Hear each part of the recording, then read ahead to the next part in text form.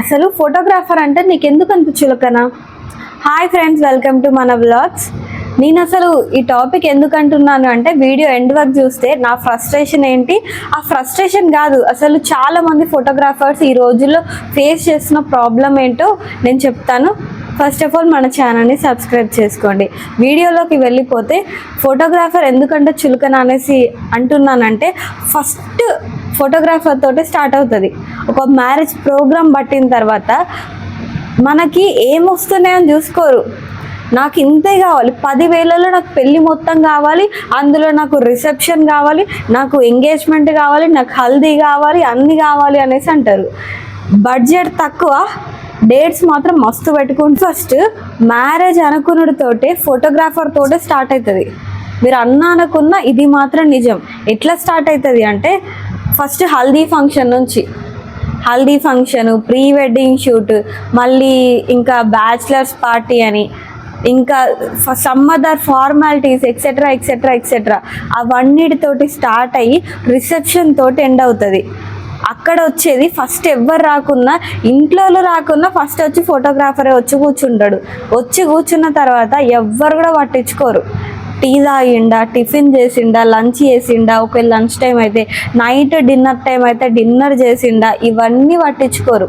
ఇది అయిపోయిందా, మ్యారేజ్ అయిపోయిన తర్వాత వెళ్ళేది ఇస్తరాకులు తీసేటోళ్ళు వెళ్తారు, బ్యాండ్ వాళ్ళు వెళ్తారు, బయట వెళ్ళి నిల్చుంటారు, డీజే వాళ్ళు పోతారు, ప్రతి ఒక్క రిలేటెడ్ ఫీల్డ్ వర్క్ వాళ్ళు పోతారు. ఫంక్షన్ హాల్ కూడా ఖాళీ చేసిన తర్వాత పేమెంట్స్ మాత్రం ఎవరికి వాళ్ళకి ఇచ్చేస్తారో తప్ప, ఒక ఫోటోగ్రాఫర్కి మాత్రం ఏం చేస్తారు అంటే, రేపు వచ్చి తీసుకోండి అమ్మా, లేదంటే ఎల్లుండి వచ్చి తీసుకోండి అమ్మా, ఇప్పుడే కదమ్మా పెళ్ళి అయిపోయింది, మా అమ్మాయిని అప్పగింతలకు పంపించాలి కదా అంటే మీతోటి ఫోటోగ్రాఫర్ కూడా రావాలా అప్పగింతలకి? అట్లా కాదు కదా.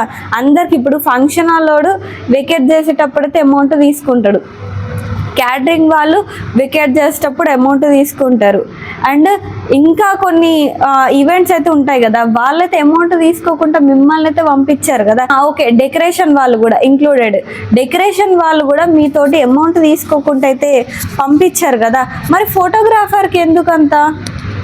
ఒకటి.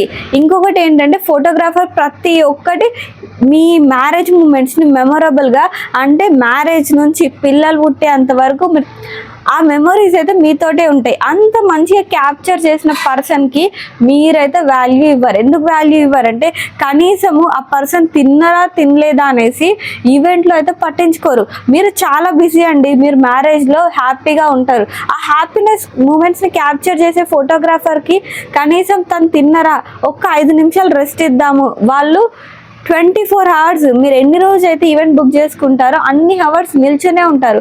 కనీసము ఒక ఫోటోగ్రాఫర్కి ఒక రూమ్ అలొకేట్ చేద్దాము, వచ్చిన వాళ్ళకి హోటల్స్ బుక్ చేస్తారు, లేదు అంటే వాళ్ళకు ఒక రూమ్ అలొకేట్ చేస్తారు, ఇవన్నీ అలొకేట్ చేస్తారు. కానీ ఒక్క ఫోటోగ్రాఫర్కి మాత్రం ఒక అట్లీస్ట్ నవ్వారు మంచం కూడా వేసి ఇవ్వరు పడుకోవడానికి. నవ్వారు మంచమో లేదంటే ఒక బెడ్షీట్ ఇస్తే మీ సొమ్మే మన పోతుందా?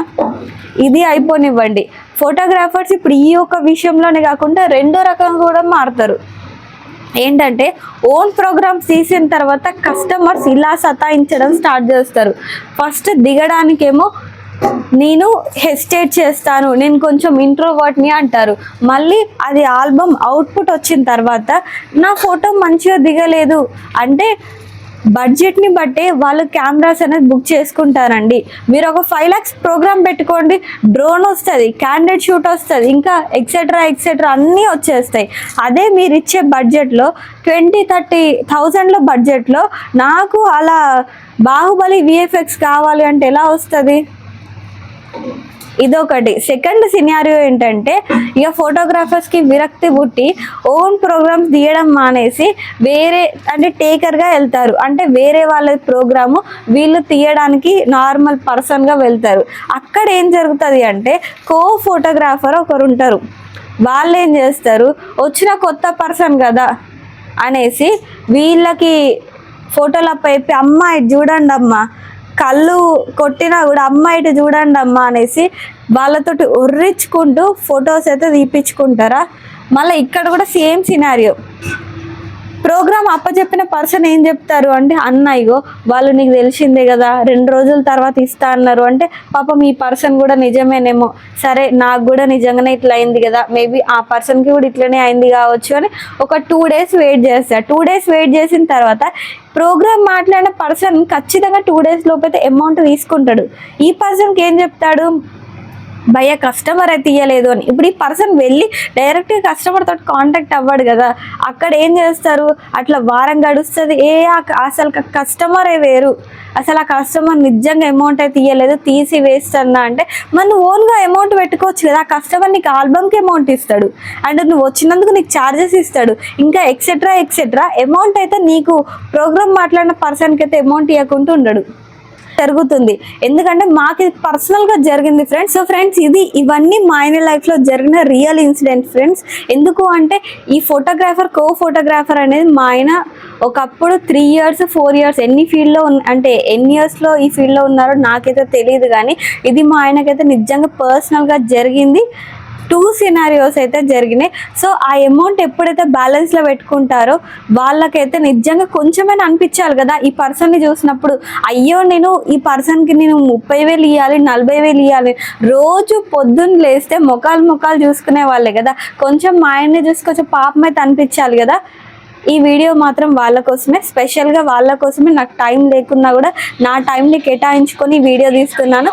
So thank you for watching friends. ఛానల్ని ఎండ్ వరకు చూసినందుకు, వీడియో ఎండ్ వరకు చూసినందుకు thank you for watching friends.